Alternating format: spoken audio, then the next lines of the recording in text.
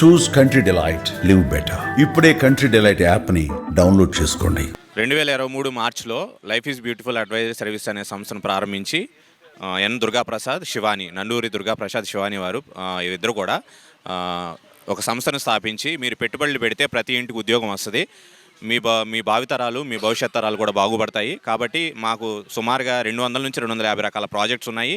ఈ ప్రాజెక్ట్స్లో మీరు పెట్టుబడి పెట్టి మాకు సహకరిస్తే మీకు వడ్డీతో పాటు 24 నెలలని, 30 నెలలని, 36 నెలలని వడ్డీతో పాటు దీంట్లో ఎవరైతే పెట్టుబడి పెట్టి మా ప్రాజెక్ట్ సహకరిస్తారో వారందరికీ కూడా మేము ప్రతి ఇంటికి ఉద్యోగాలు ఇస్తాము. అలాగే ఇప్పుడు ఎవరైతే పెట్టి డీబీఎంలుగా ఉన్నారో వాళ్ళు మనిషికి ఒక 50,000 నుంచి ₹1,00,000 జీతం తీసుకోవచ్చు అని చెప్పి మమ్మల్ని ఈ విధంగా పెట్టుబడులు పెట్టడానికి ప్రోత్సాహం చేసి మరి 24 నెలలు అంటే 2 సంవత్సరాల వరకు కూడా మాకు ఇలా వడ్డీ రూపంలో పేమెంట్లు ఇచ్చారండి.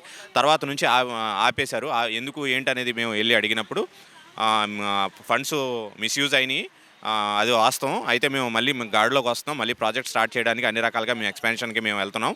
సో దానిలో భాగంగా మాత్రం మేము ఆపడం జరిగింది తప్ప మేము నవంబర్ ఎండింగ్ నుంచి అక్టోబర్ ఎండింగ్ నుంచి మళ్ళీ మేము దీన్ని గాడిలోకి తీసుకొచ్చి మీకు పేమెంట్లు ఇస్తామని చెప్పేసి మాకు మాటలు చెప్పి 2025 సంవత్సరం అంటే మొన్న అక్టోబర్ 27 తారీఖున ఇస్తానన్న ఆయన సడన్గా ఒక మెసేజ్ పెట్టేసి మేము పెట్టుబడులు పెట్టిన వాళ్ళు ప్రెజర్ తీసుకొస్తున్నారు, మమ్మల్ని డబ్బులు అడుగుతున్నారు అని చెప్పి వాట్సాప్ వీడియో కాల్ చేసి వాట్సాప్లో మెసేజ్లు పెట్టి గ్రూప్లో వీడియో కాల్లో ఉండగానే ఆయన మందు తాగి చనిపోవడం జరిగింది సార్. తర్వాత దానికంటే ముందు ఆ ఫ్యామిలీలో మరి ఎవరు అకౌంట్స్ మేనేజ్ చేశారని చెప్పేసి మీటింగ్ పెట్టినప్పుడు వారి యొక్క భార్య ఎవరైతే ఉన్నారో నండూరి శివాని అని ఆవిడ మొత్తం అకౌంట్స్ మేనేజ్ చేయడం కానీ మొత్తం పేమెంట్ రిలీజ్ చేయడం కానీ ఈవిడ చేతిలో ఉందని చెప్పి ఆయనే చెప్పడం జరిగిందనమాట. మరి ప్రజెంట్ ఈవిడ ఎక్కడున్నారో కూడా మాకు తెలియట్లేదు, దీనికి సంబంధించి ఎవరిని అడగాలో కూడా మాకు తెలియట్లేదు. అందుకే మీడియా వారిని మేము విజ్ఞప్తి చేస్తున్నాం. 2,000 మంది కుటుంబాలండి, 2,000 మంది కూడా కాదు, 2,000 కుటుంబాలు, సుమారుగా 26 నుంచి 30 కోట్లు. దీంట్లో ఏదో ఉద్యోగాలు వస్తాయి, ప్రతి గ్రామానికి, ప్రతి మండలానికి, ప్రతి జిల్లాకి మాట వస్తుంది, దాంట్లో మీలాంటి వాళ్ళకి చాలామంది కూడా ఉద్యోగాలు వస్తాయని మమ్మల్ని నమ్మించి పెట్టుబడి పెట్టించే విధంగా మోసం చేయడం జరిగిందండి. మరి ఆయన సూసైడ్ చేసుకున్నారు. ఆయన పేరు మీద సుమారుగా 10 నుంచి 15 కోట్లు టర్మ్ ఇన్సూరెన్స్ పాలసీ ఉందని చెప్పేసి తెలిసింది. ప్రీమియం కట్టారని ఈ అకౌంట్ నుంచి మేము పంపించిన డబ్బుల నుంచి ఆవిడ ప్రీమియం కట్టి 10 నుంచి 15 కోట్లు ఇప్పుడు ఆ డబ్బుల్ని వసూలు చేసుకుని ఆవిడ ఎబ్స్కాండ్ అంటే పారిపోయే క్లెయిమ్ చేసుకుని ఆవిడ అబ్స్కాండ్ అయ్యే మార్గాల్లో ఉన్నారని చెప్పేసి తెలిసింది. ఈవిడ ఎక్కడ ఉన్నారో కూడా తెలియట్లేదు. మరి ఆవిడకైతే మరి విసన్నపేటలో ఉన్నారని చెప్పేసి చెప్తున్నారు. ఆవిడకి మరి వాళ్ళ అమ్మగారు, నాన్నగారు, వాళ్ళ కుటుంబం ఎవరైతే ఉన్నారో వాళ్ళే సహకరిస్తున్నారని చెప్పేసి తెలిసింది.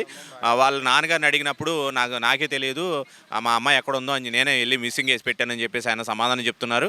మరి మా 2024 వరకు కూడా కనీసం పూరుగుడిసి కూడా రేకుల షెడ్తో ఉన్న ఇల్లు ఈరోజు సుమారుగా 25 నుంచి 30 లక్షలు బిల్డింగ్ మరి ఈ అకౌంట్ నుంచే మేస్త్రి కొట్టడం, అదే కంపెనీ అకౌంట్ నుంచి పెయింటింగ్ మేస్త్రి కొట్టడం, అలాగే దాని నుంచి చిటకలు కొట్టడం, ఇసుక కొట్టడం, సిమెంట్లు కొట్టడం, మేము పెట్టిన పెట్టుబడి ఆస్తులు కొనుక్కోవడానికి, బంగారం కొనుక్కోవడానికి, ఆ విధంగా వాళ్ళ అక్కకి వాళ్ళ నాన్నగారికి అలాగే ల్యాండ్ కొనుక్కోవడానికి ఈ విధంగా మా పెట్టుబడిని ఇలాగ మిస్యూజ్ చేసి మమ్మల్ని ఈ విధంగా రోడ్డు మీద పడేశారు. మాలాగా 2,000 మంది బాధితులు ఉన్నారు.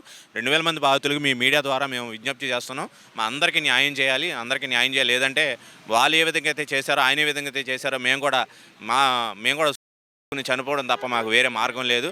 మేము కట్టలేని ఈఎంఐలు కూడా కట్టలేని పరిస్థితుల్లో ఉన్నాం. మేము కూడా చనిపోవడమా లేకపోతే ఎక్కడికైనా పారిపోవడం అనే మార్గాల్లో ఉన్నాం తప్ప మాకు వేరే దారి కనపట్లేదు. రోడ్డు మీద తీసుకొచ్చి ఈ విధంగా మమ్మల్ని వదిలేశారు.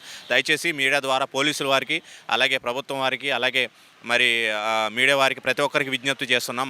మా ప్రతి ఒక్క బాధితుడికి న్యాయం చేయవలసిందిగా మీడియా ద్వారా విజ్ఞప్తి చేస్తున్నాం. థ్యాంక్ యూ అండి. మేము ఆల్రెడీ వాళ్ళ అమ్మ నాన్న దగ్గరికి వెళ్ళామండి. వెళ్తే కూడా కనీసం వాళ్ళు ఏ సమాధానమో చెప్పట్లేదు. మా అమ్మాయి కనిపించట్లేదు, 22వ తారీఖు నుంచి కనపట్లేదు అన్నారు. కేసు పెట్టారా అంటే వెళ్ళి కేసు పెట్టామని చెప్పారు. అయితే కేసు పెట్టిన దానికి దాఖలా ఏమన్నా ఉందా, మీ దగ్గర ఏమన్నా ప్రూఫ్ ఉంటే ఇవ్వమంటే కూడా దానికి సమాధానం చెప్పట్లేదు. సరే వీళ్ళు కేసు పెట్టలేదని తెలుసుకుని మేము వెళ్ళి విసనపేట పోలీస్ స్టేషన్ దగ్గరికి వెళ్ళి ఇలా మిస్యూజ్ అయ్యారు, ఆవిడ కనపడట్లేదని చెప్పి మేము కేసు పెడతామంటే వాళ్ళ కుటుంబస్తులు వాళ్ళ రక్త సంబంధం అయితేనే మేము కేసు తీసుకుంటాం, లేకపోతే కేసు కూడా తీసుకోమని పోలీసు వాళ్ళు కూడా అన్నారు.